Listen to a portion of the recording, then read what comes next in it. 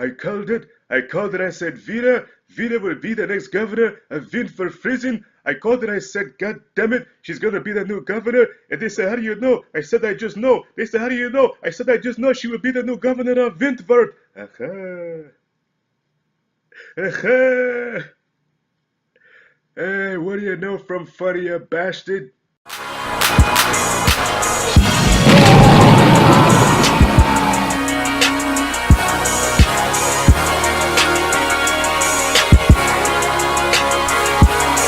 All right, y'all. So, I've been reviewing every season of Wentworth from season one up until now. I'm on season four, and if you go on my channel, you'll see that my season two review has been taken down. Well, I had to take it down because some bored asshole decided that that I guess the footage that I was using from the show violated the copyright laws or whatever, even though it does fall into the fair use laws.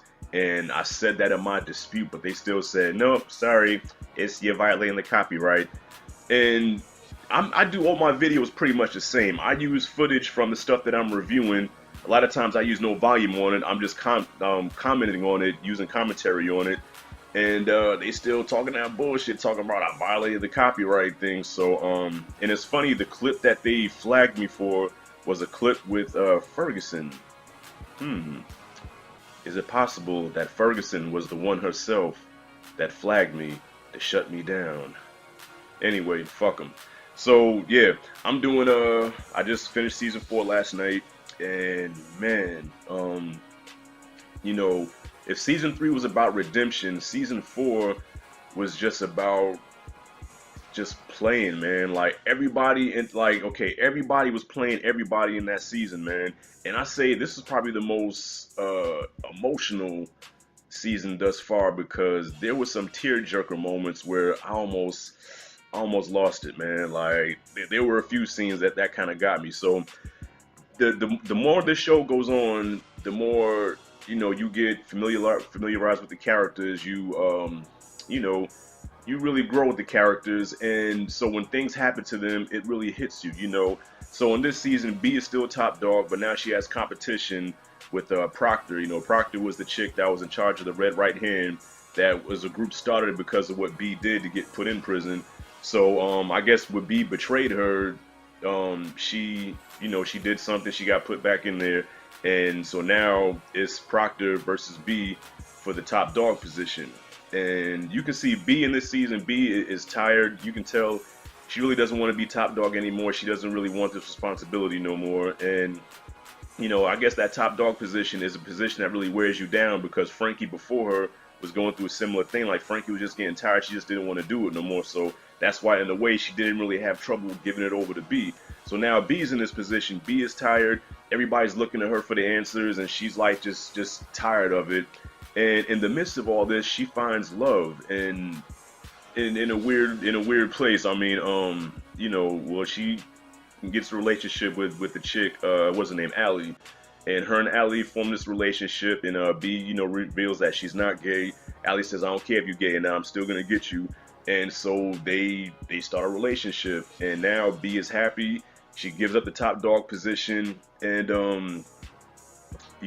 and also in the midst of all this is Ferguson. Ferguson is the devil. Remember how in Breaking Bad where Jesse was like, you guys, you're just guys, but Mr. White, he's the devil. Ferguson is the devil, yo. She's like that Trojan virus that gets in your computer and just slowly just goes in your shit and just messes your whole PC up. You know what I'm saying? That's Ferguson. Like, she is strategic as always. She's still crazy as hell, but she is real strategic, real manipulative, and she manipulates Proctor. She manipulates everybody she comes in contact with. Like, she just has a way with words where she just lures you into her web and gets you to do what she wants you to do. And the whole time I'm watching, I'm like, you know what? This chick has got to go down. I said, Ferguson's got to go down, but I like her so much as a villain. I really don't want to see her go anywhere, because she's just so much fun as a villain. And also the other villain, I guess you could say, Proctor. Proctor is the opposite. Like, Proctor was that villain that I just hated and I just want to see taken down. Like, the moments where B actually, like, stepped to her and snuffed her, I love those moments, because Proctor was just so annoying. Like, she was always trying to rally the troops. She was always trying to get everybody fired up. And, you know, on a couple of occasions, B was like, would you just shut the fuck up? And I'm like, yes, chick, just shut up. So when B beat the shit out of her, you know, that one time, I was loving that, man. But, yeah, man, it was just some heartbreaking shit in this season, you know, with, of course, with B almost dying. And, and Maxine. The whole Maxine cancer storyline kind of messed me up because, you know, Maxine was a character where I had to kind of get adjusted to liking or whatever. But then, you know, you just see her for who she is, and you know, I like the character. I like her a lot. So when she got diagnosed with that cancer, man, it was heartbreaking. And the scene where her and Booms, you know, what's funny? I've been saying her name wrong the whole time. I thought her name was Boobs, like boobs, you know, but it's Booms with an M. And so I've been fucking her name up the whole time, man. My bad on that. But yeah, the scene where she tells Booms that she's not gonna get the surgery because she has to get a double mastectomy or whatever. She's not gonna get the surgery, and Booms breaks down and cries, and she's like, you know, you're being selfish. And that whole scene was just so heartbreaking, man. Like, I almost got choked up, and I hate getting choked up because that's not the macho thing to do. But in that scene, like, it got me. And even with Doreen, you know, when Doreen had to give her baby up, you know what I'm saying? I thought that was emotional because she gave her baby up to you know, to the father, you know, the child's father, and now he's building a family, you know, with his baby mama and the daughter, and she's pretty much getting X'd out. And you know, my heart went out to her, man. So there were like a lot of heartbreaking scenes, you know, in this season. And I'll say Frankie was missing too. Like, Frankie, even though Frankie's in the show, but Frankie is missed in the prison because she was such a personality in the prison, so her presence was missed in there.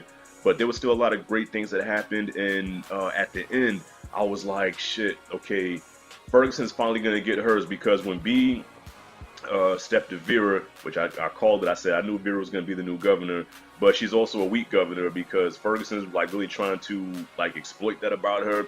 And even some of the other prisons see it, man. So, but yeah, that's a whole other topic, man. But Vera still, she did good in this season. I thought she was a good governor.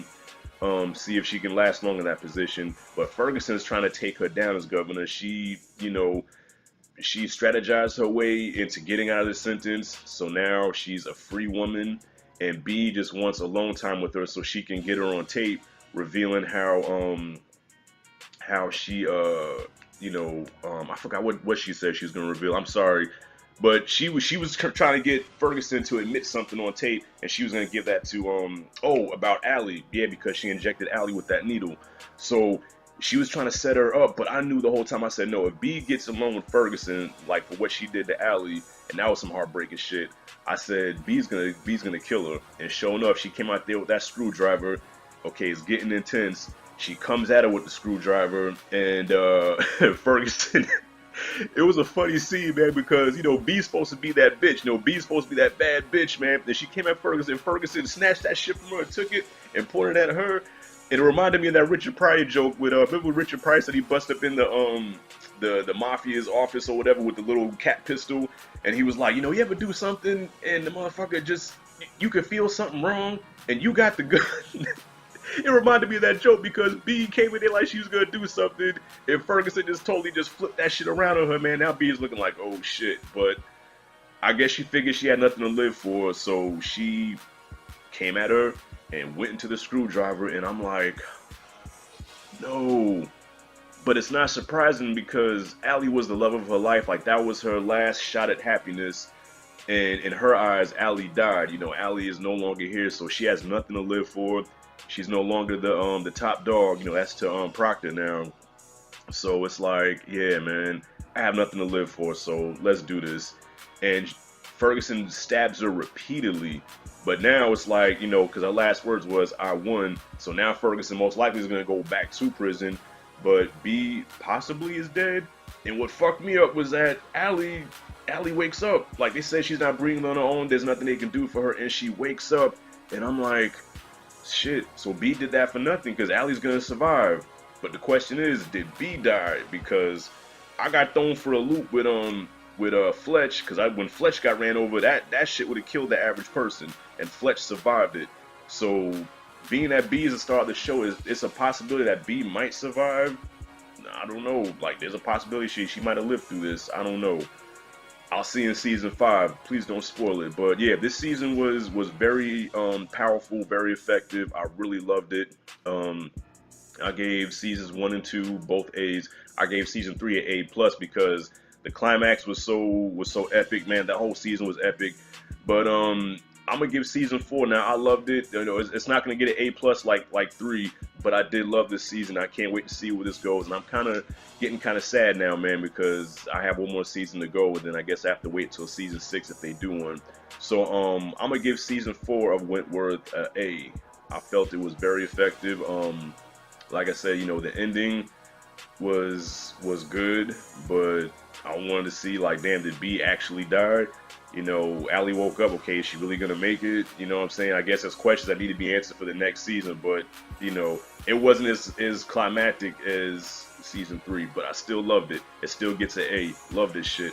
So that's my review on Wentworth season 4. What did you guys think about it? Comment below, subscribe, and hopefully I won't get flagged for no stupid copyright shit at the end of this video. Alright, y'all, this is Rashad G signing out.